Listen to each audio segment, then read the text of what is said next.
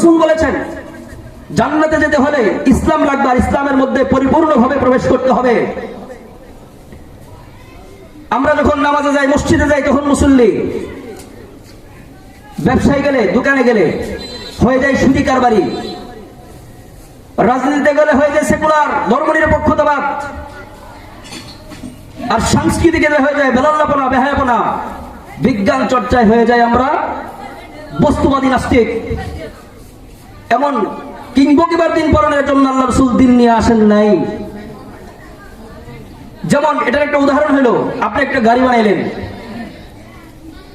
যে গাড়ির আপনি চাক্কা নিলেন গরুর গাড়ির, হ্যান্ডেলটা নিলেন মোটরসাইকেলের, ইঞ্জিনটা নিলেন সিমনের, পাখা দুটো নিলেন বিমানের, এই গাড়ি দিয়ে কি বহন করা যাবে? আকাশে ওড়া যাবে? মাল নেওয়া যাবে?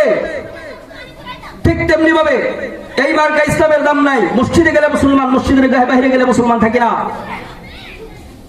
বাজারে গেলে হয়ে যায়, ব্যবসায় গেলে হয়ে যায় সুদী কারবারি, রাজনীতিতে গেলে হয়ে যায় ধর্মনিরপেক্ষতাবাদ, সেকুলারিজম।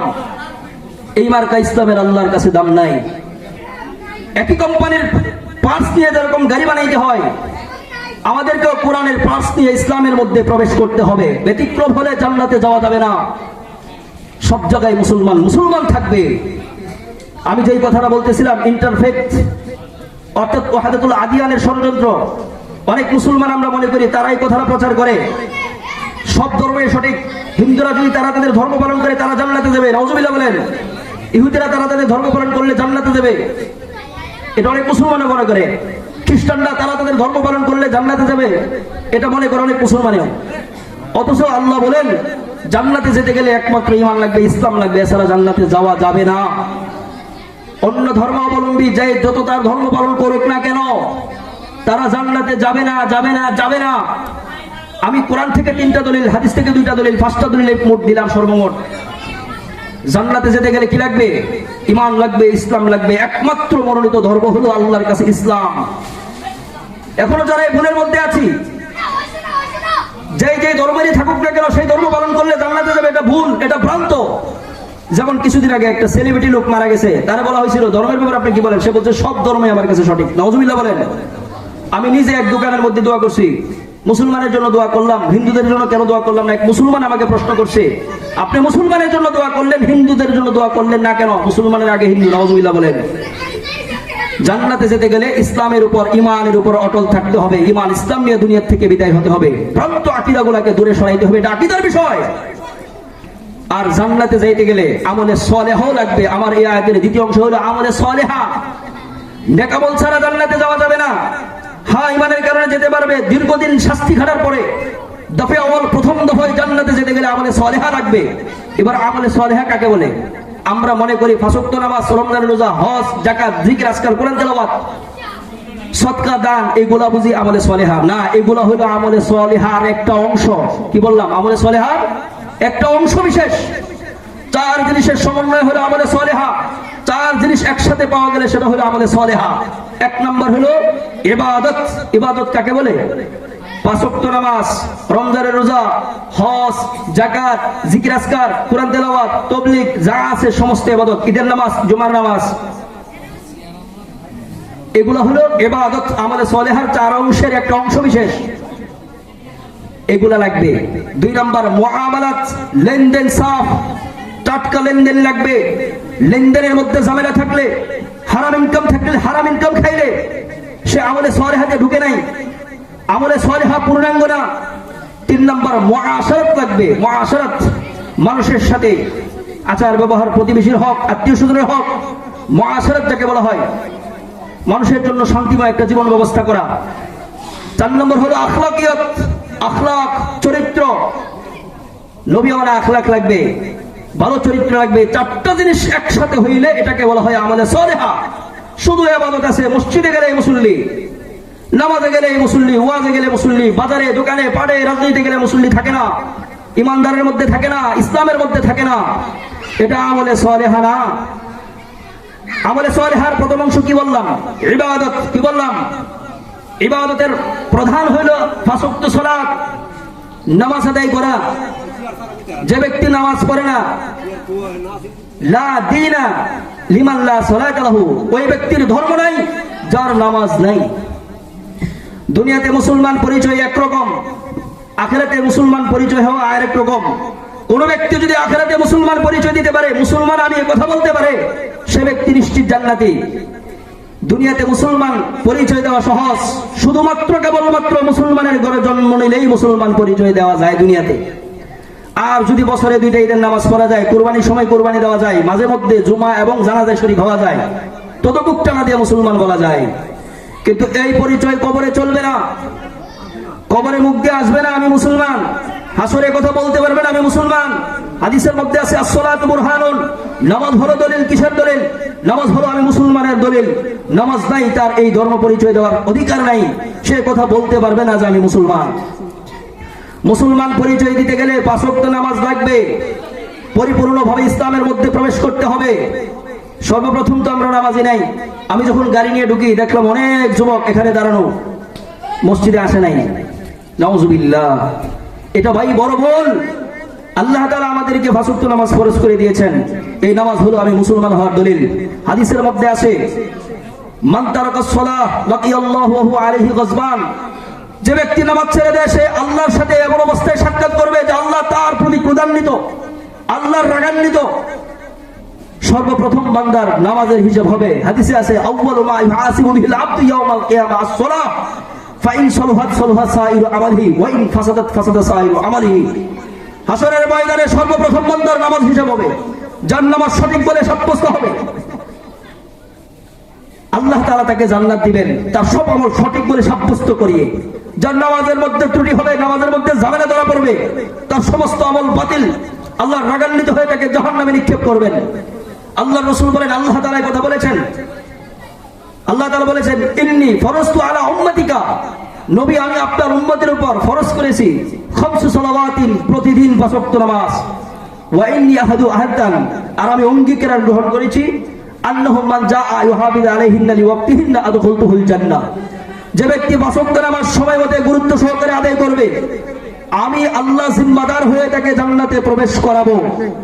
আর যে ব্যক্তি 5 ওয়াক্ত নামাজের প্রতি গুরুত্ব দিবে না, নামাজ সঠিকভাবে আদায় করবে না, আমি আল্লাহ তার ব্যাপারে কোনো জিম্মাদার না, সে জাহান্নামে যাবে। নাউজুবিল্লাহ বলেন। 5 ওয়াক্ত নামাজ জীবনে যতদিন বেঁচে থাকবো কাজা করবে না। যদি কাজা করি আমার মাঝে কি নাই? দলিল নাই, আমি যে মুসলমানের কোনো প্রমাণ আমার কাছে থাকবে না। কবরে শুধু শুধু দাবি করলে কাজ হবে না। যেদিন কবরে প্রশ্ন করা হবে ওমা দিনুক, তোমার দিন কি, আমার যদি নামাজ না থাকে, আমার ধর্ম ইসলাম, এটা জবান দিয়ে আসবে না। জবান দিয়ে আসা এত সহজ না। জবান দিয়ে আসতে হলে জীবনে কোনোদিন নামাজে গাফলতি করা যাবে না। নামাজে গাফলতি করলে শয়তান খুশি হয়ে যায়, তার কাছে মুসলমানিত্বের দলিল থাকে না। আল্লাহর রাসূল বলেছেন মান ফাতাতু সালাহ, যে ব্যক্তি নামাজ ছেড়ে দেয় ফাকান্নামু দিরাহুহু ওয়া মালহু, কেমন যেন তার পরিবার পরিজন আত্মীয় স্বজন সবকিছু লুট হয়ে গেল, ধ্বংস হয়ে গেল। মুসলমান আর কাফেরের মধ্যে ফরক হলো নামাজ। মুসলমান তো নামাজ ছাড়তে পারে না। যে ব্যক্তি নামাজ ছেড়ে দেওয়ার মতো সাহস করে, তার মধ্যে ইসলামের কিছু আর থাকে না। তো আমলে সালেহাত 4টা অংশের প্রথম নম্বর অংশ হলো ইবাদত। ইবাদত কাকে বলা হয়? 5 ওয়াক্ত নামাজ, রমজান, রোজা, হজ, যাকাত, এই ইবাদতগুলোকে ইবাদত বলা হয়। আমলে সালেহাত 4 অংশের প্রথম অংশ ইবাদত। 2 নম্বর হলো মুআমালাত। মুআমালাত লেনদেন। লেনদেন টাটকা লাগবে, সাফ লাগবে, পরিষ্কার লাগবে। লেনদেনে ঝামেলা থাকলে আল্লাহ তাআলা ইবাদত কবুল করবেন না।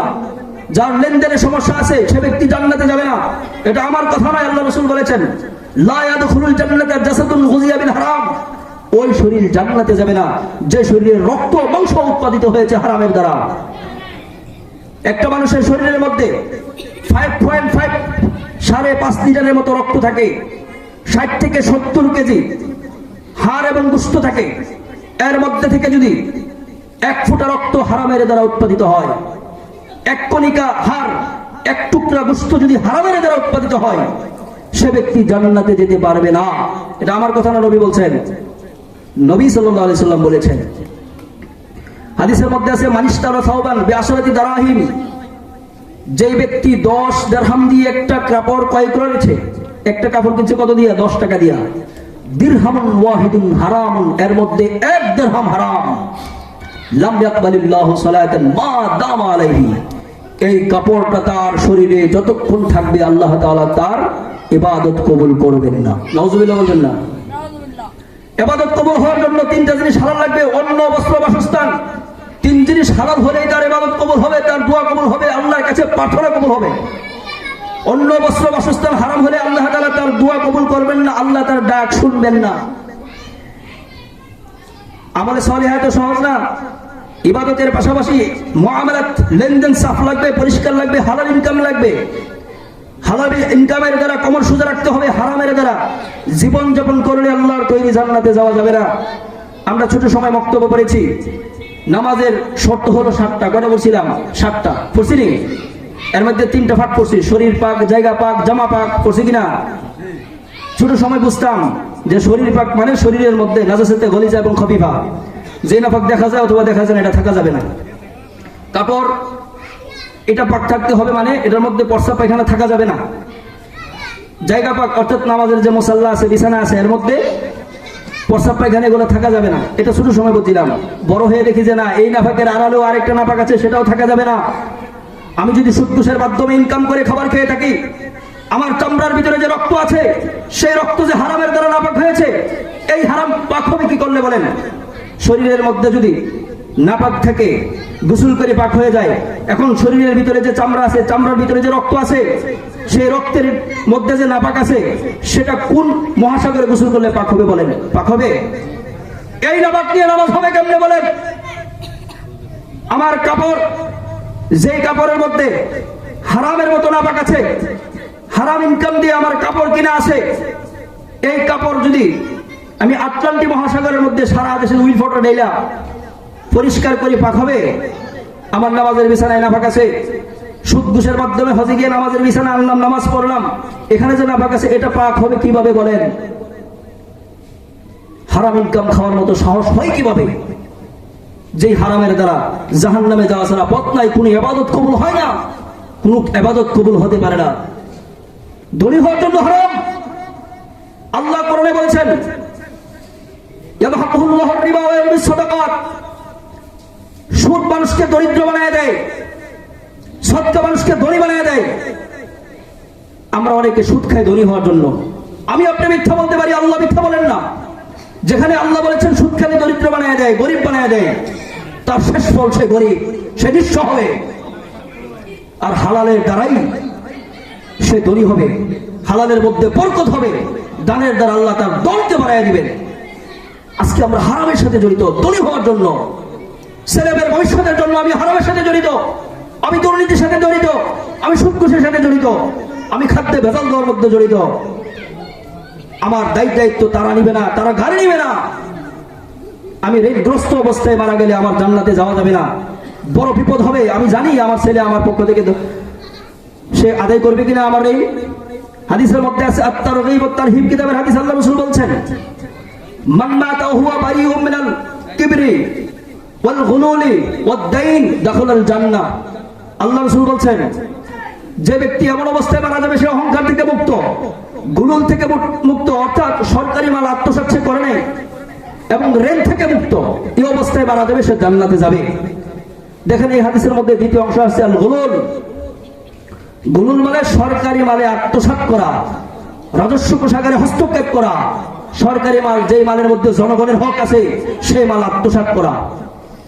এখানে একটা কথা বুঝেন, একটা মানুষের ব্যক্তিগত হক, যেমন আপনার গাছের একটা ফল আমি খেয়ে ফেললাম, এটা আপনার ব্যক্তিগত মালিক।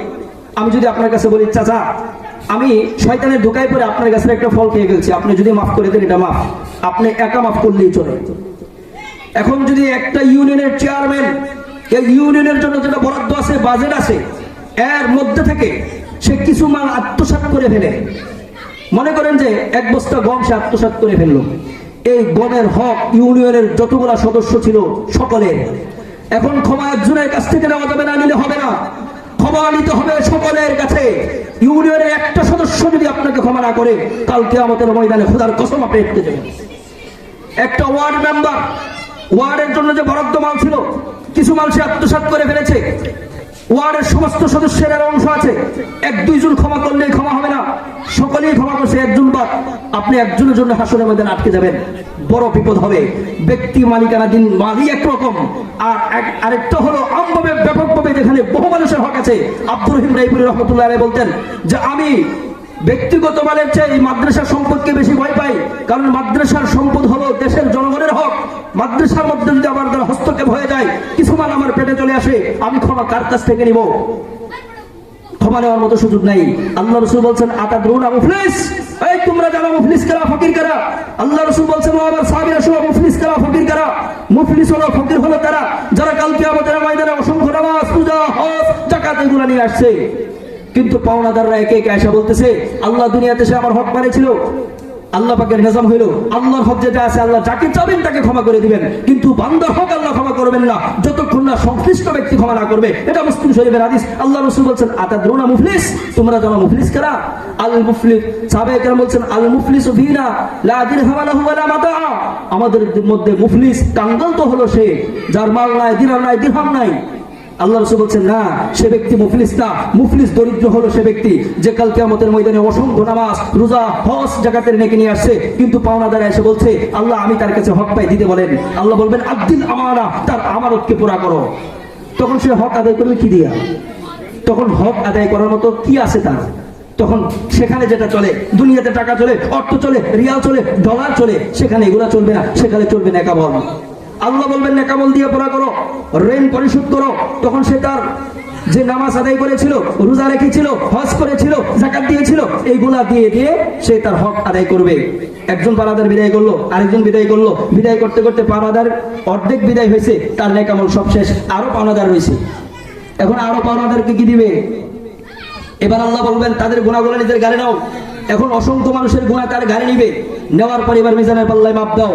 এখন তার আমল নামায় একটাও নেকি নাই, অথচ দুনিয়াতে হাজী সাহেব ছিল, মসজিদে 5 ওয়াক্ত নামাজ পড়তো, তাবলীগে দৌড়াদৌড়ি করতো, বড় বুজুর্গ ছিল দুনিয়াতে, কিন্তু তলে তলে যে ঝামেলা ছিল সেটা তার কাছে গোপন ছিল, এখন ধরা খেয়ে গেছে, এখন নেকামল নাই, একটাও গুনার অভাব নাই। এবার গুনাহগুলো লইয়া মানুষের গুনাহগার লইয়া জাহান্নামে যাও, এই হলো সবচেয়ে বড় নিঃস্ব, সবচেয়ে বড় কাঙ্গাল।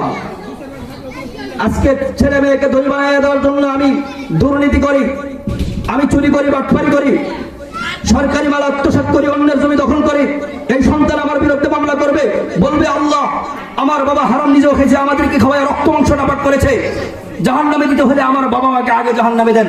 সন্তান এই মামলা করবে, তখন কিন্তু আমাদের ফেঁসে যেতে হবে। অনেকে বলতে পারি হুজুর আমি তো সুদের সাথে জড়িত নাই, ঘুষের সাথে জড়িত নাই, এগুলো আমার মধ্যে নাই, অনেকে বলতে পারি এরকম। কিন্তু আপনি নিজের বিষয়গুলো যাচাই করে দেখবেন যে আপনি কিভাবে ঋণগ্রস্ত। আপনার আবার মনে করেন একজন মুরব্বী মানুষ, ওনার বাবা মারা গেছে, বাবা মারা যাওয়ার পরে যখন মানুষ মারা যায় তখন তার সমস্ত মালগুলো ওয়ারিসদের মধ্যে কোরআনের হিস্সা অনুযায়ী বন্টন করে দিতে হয়।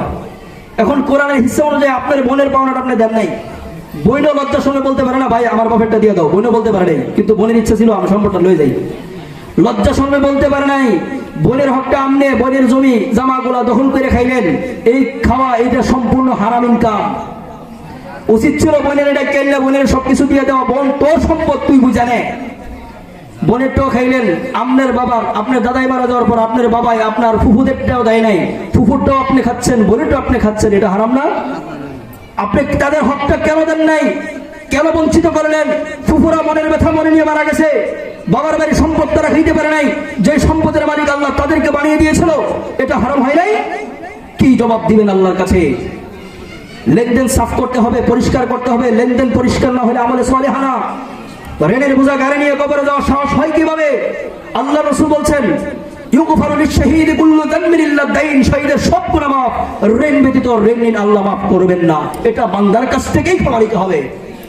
শহীদ যারা হয় আল্লাহ খুশি হইয়া সব মাফ করে দেন, কিন্তু ঋণ বান্দার হককে আল্লাহ ক্ষমা করেন না, এটা ক্ষমা করবে না।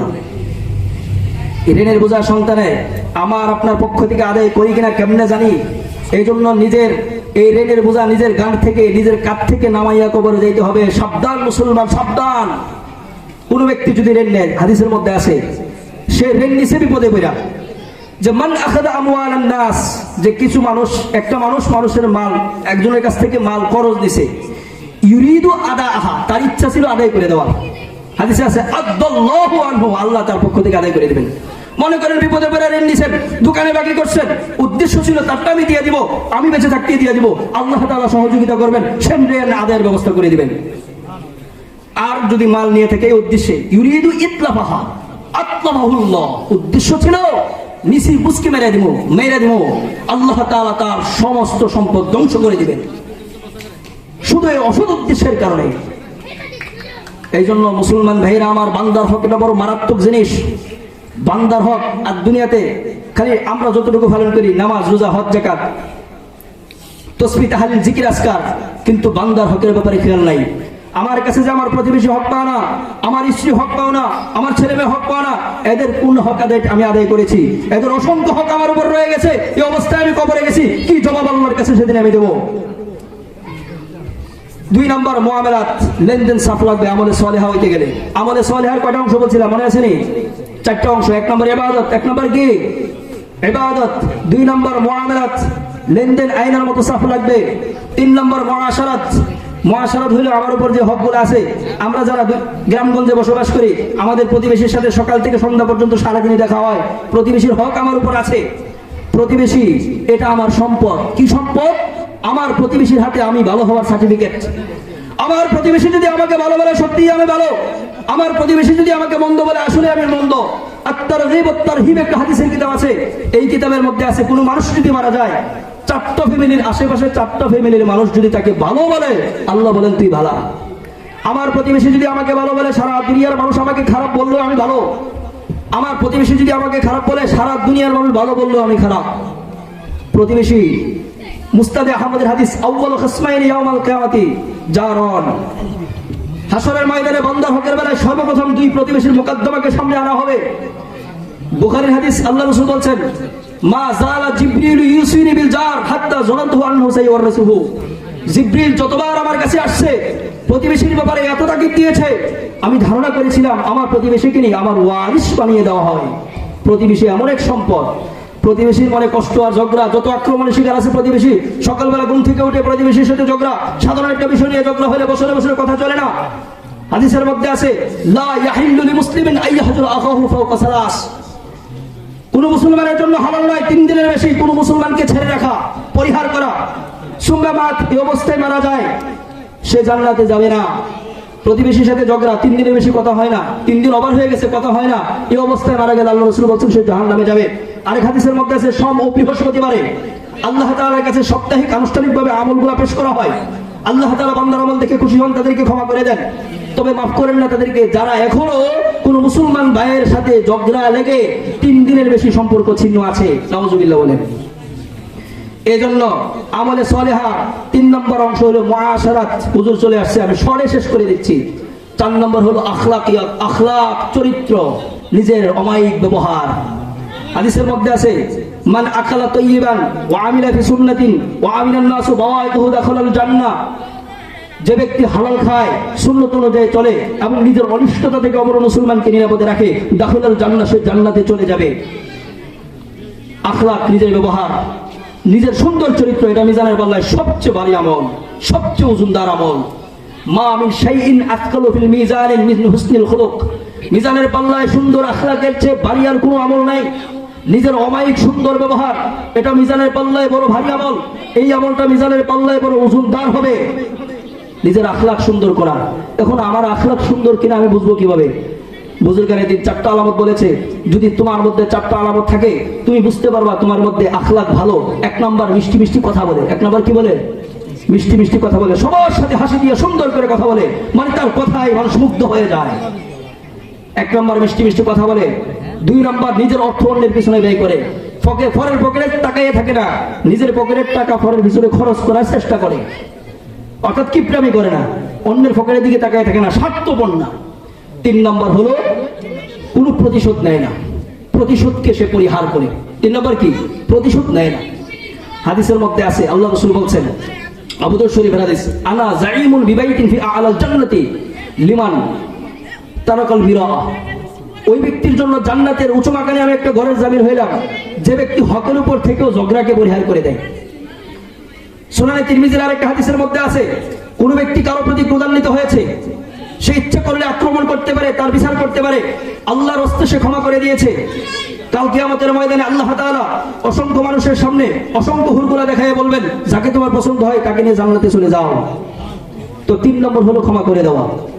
যে ব্যক্তি ক্ষমা করে দেয়, দেখবেন অপরাধ করছে, নিজে প্রতিশোধ নেয় না, ক্ষমা করে দেয়।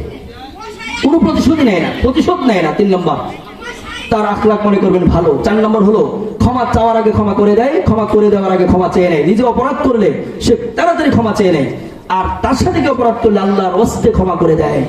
হাদিসের মধ্যে আছে, যে ব্যক্তি দুনিয়াতে কোনো মানুষকে যত দ্রুত ক্ষমা করে দেবে, আল্লাহ তাআলাও তাকে তত দ্রুত ক্ষমা করে দিবে। ভয়ঙ্কর একটা হাদিস আছে, কোনো ব্যক্তি যদি বলে এই দুশমন তোকে আমি ক্ষমা করব না, আল্লাহর রাসূল বলেন কাল কিয়ামতের ময়দানে তুই আমার হাউজে কাউসারের পারেও আসতে পারবে না। এই জন্য ক্ষমা করে দেওয়ার মতো মহৎ গুণ, যদি ক্ষমা করে দেওয়ার মতো মহৎ গুণ আমাদের মধ্যে থাকে, সমাজে ঝগড়া হইতো বলেন, এই ঝগড়ার দ্বারা কি হয় জানেন? কারোর সাথে ঝগড়া হইলে একটা গালি যদি আমি কাউকে দেই, সাথে সাথে আমার ব্যালেন্স থেকে অনেকগুলা নেকামল তার আমল নামায় চলে যায়, তার অনেকগুলা গুনাহ আমার আমল নামায় চলে আসে। আমার সাথে গায়ে পড়ে যদি কেউ ঝগড়া করতে আসে, আমি মুমিন মুসলমান, আমার মাথায় রাখতে হবে আমি জান্নাতে যেতে চাই, আল্লাহর রাস্তে মাথাটা নিচের দিকে চুপ হয়ে যাব, আমার পক্ষ থেকে ফেরেশতারা জবাব দেবে, আমি জান্নাতি হয়ে যাব, আমি আল্লাহ আমার প্রতি খুশি হয়ে যাবেন। ঝগড়াকে পরিহার করতে পারাটা বড় মুজাহিদের কাম। ঝগড়ার কারণে আজকে বাড়িতে বাড়িতে ফাসাদ, ফিতনা, ঝগড়া, মানুষের হক নষ্ট হয়। ঝগড়া লাগলে মানুষ লানত করে, গালি দেয়, হুজুর দাঁড়ায় গেছে, তার মানে টাইম শেষ, হুজুরে চলে আসছে, অনেক দূর থেকে আসছে, অনেক বড় আলেম, মধুর আলোচনা করেন। তো আমলে সলেহা 4 জিনিস একসাথে পাওয়া গেলে আমলে সলেহা কি কি বললাম? ইবাদত, মুআমালাত, মুআশারাত, আখলাকিয়াত, 4 জিনিস পাওয়া গেলে আমলে সলেহা। আমরা এতদিন ভুল বুঝতাম যে 5 ওয়াক্ত নামাজ, রমজান রোজা, হজ যাকাত, বাস আমলে সলেহা বুঝে হয়ে গেছে। না, এটা আমলে সলেহা 4 অংশের প্রথম অংশ, এটার নাম ইবাদত। আরো 3 জিনিস সাথে লাগবে। আল্লাহ তাআলা আমাদেরকে আমলে সলেহা অর্জন করে, আমলে সলেহা করে ঈমান নিয়ে দুনিয়া থেকে বিদায় হওয়ার তৌফিক দান করুক। ওয়া আখির দাওয়ানা আলহামদুলিল্লাহি রাব্বিল আলামিন।